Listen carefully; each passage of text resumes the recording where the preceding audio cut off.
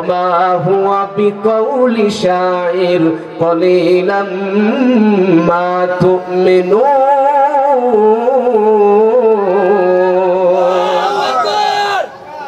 ভাইরা আমার, হযরত ওমর অনেক বড় সাহিত্যিক ছিলেন। তিনি মূর্খ মানুষ ছিলেন না, শিক্ষিত মানুষ ছিলেন। হযরত ওমরের আর বুঝতে বাকি নাই, মুহাম্মদ সাল্লাল্লাহু আলাইহি ওয়াসাল্লাম তেলাওয়াত করতেছেন ওমা হুয়া বিকাউলি শাইর, এটা কবির বানানো কোনো কবিতা নয়। কলিলাম মা তুমিনুন, তোমরা অল্প কিছু সংখ্যক মানুষই এটার উপর ঈমান আনয়ন করে। সুবহানাল্লাহ, সুবহানাল্লাহ। এ মুসলমান ভাই, হযরত ওমরের দিলের ভিতরে জাগ্রত হয়ে গেল, হায় হায় আমি এটাকে কবিতা বলতেছি, আর মুহাম্মদ সাল্লাল্লাহু আলাইহি সাল্লাম বলতেছে এটা কবিতা, কবির কোনো বানানো কবিতা নয়। তার মানে মুহাম্মদ তো আমারে দেখে নাই, তারপরও কেমনে আমার মনের কথা বুঝলো? সুতরাং মুহাম্মদ একজন গণক। নাউজুবিল্লাহ। এইবার হযরত ওমর মনে মনে ভাবতেছে না, যেহেতু এটা কবির বানানো কোনো কবিতা নয়, তাহলে অবশ্যই এটা গণকের গণনা। কারণ মুহাম্মদ সাল্লাল্লাহু আলাইহি ওয়াসাল্লাম আমাকে না দেখাই সে বলতেছে, আমি মনে মনে ভাবতেছি এটা কবি, এটা একটা কবিতা, কিন্তু মুহাম্মদ সাল্লাল্লাহু আলাইহি ওয়াসাল্লাম বলতেছে কবির কোনো বানানো কবিতা নয়। সুতরাং মুহাম্মদ সাল্লাল্লাহু আলাইহি ওয়াসাল্লাম যেহেতু আমার মনের খবর যাইনা গেছে, সুতরাং সে গণক। জোরে করে নাউজুবিল্লাহ। এমন সময় আমার নবী তেলাওয়াত করতেছেন ওয়ালা বিকাউলি কাহিনিন কলিলাম মা তাযাক্কারুন।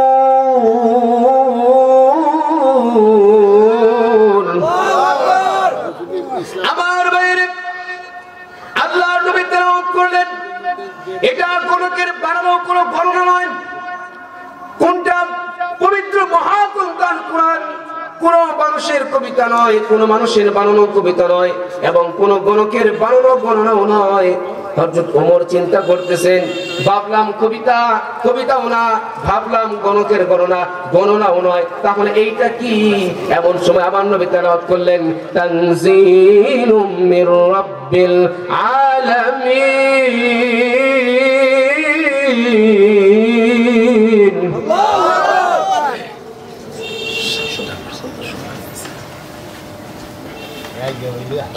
আমার ভাইয়েরা, আমার নবী তেলাওয়াত করলেন তানজিলুম মির রাব্বিল আলামিন, এটা আল্লাহ পাক রব্বুল আলামিনের পক্ষ থেকে নাযিলকৃত কিতাব। এইটা যখন তেলাওয়াত করলেন, ও মুসলমান ভাইয়েরা আমার, এই তেলাওয়াত কি ওই সময়ের জন্য ছিল নাকি সারা কিয়ামত পর্যন্তর জন্য? এই জন্য মুসলমান ভাইয়েরা আমার বলতেছিলাম, এই কোরআন নাযিল করেছেন কে? জোরে বলেন কে? এই কোরআন নাযিল করেছেন আল্লাহ। আল্লাহর পক্ষ থেকে নাযিল কিছু কিতাব, এর মধ্যে এখন আর কোনো সন্দেহ নাই। কথা বলেন ঠিক না ঠিক? সব সন্দেহ দূর হয়ে গেল। এবার আসেন আল্লাহ পাক রব্বুল আলামিন এই কোরআনটা কেন নাযিল করলেন? আল্লাহ পাক বলেন হুদাল লিন্নাসি ওয়া বাইনাতিম মিনাল হুদা ওয়াল ফুরকান।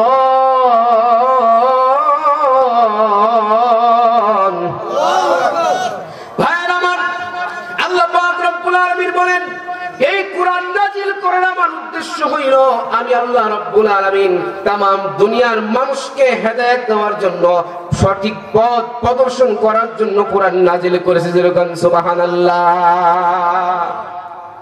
আমাদের সৃষ্টিকর্তা কে? আল্লাহ। যেরকম আল্লাহ। কোন সন্দেহ আছে? কার সন্দেহ আছে? হাত তোলেন। যাতে মতার তাহলে ঠিক আছেন আপনারা।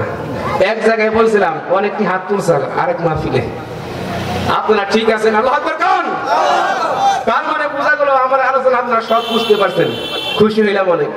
আমার ভাইরা, আমাদের সৃষ্টিকর্তা আল্লাহ পাক রব্বুল আলামিন, আমার বন্ধুগণ, দুনিয়ার জমিনে একটা মোবাইল তৈরি করলে সেটার সাথে ইউজার গাইডলাইন থাকে না? নাই?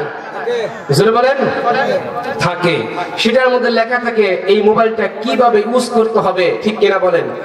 আমার ভাইরা, সংক্ষিপ্ত স্বরে বললাম, আল্লাহ পাক রব্বুল আলামিন আমাদের সৃষ্টিকর্তা, তিনি আমাদেরকে সৃষ্টি করেছেন, দুনিয়ার জমিনে পাঠিয়ে দিয়েছেন। আমরা দুনিয়াতে এসে কিভাবে চলবো সেই কথাটা, সেই ইউজার গাইডলাইন হিসাবে আল্লাহ পাক রব্বুল আলামিন পবিত্র মহাগ্রন্থ আল কোরআন নাযিল করে দিয়েছেন। কথা বলেন ঠিক না ঠিক? আমার ভাইরা, সেই কথা আল্লাহ পাক রব্বুল আলামিন আমাদেরকে জানানোর জন্য এই পবিত্র কোরআন নাযিল করেছেন যে কিভাবে আমরা দুনিয়াতে বিচরণ করব। কথা বলেন ঠিক না ব্যাঠে?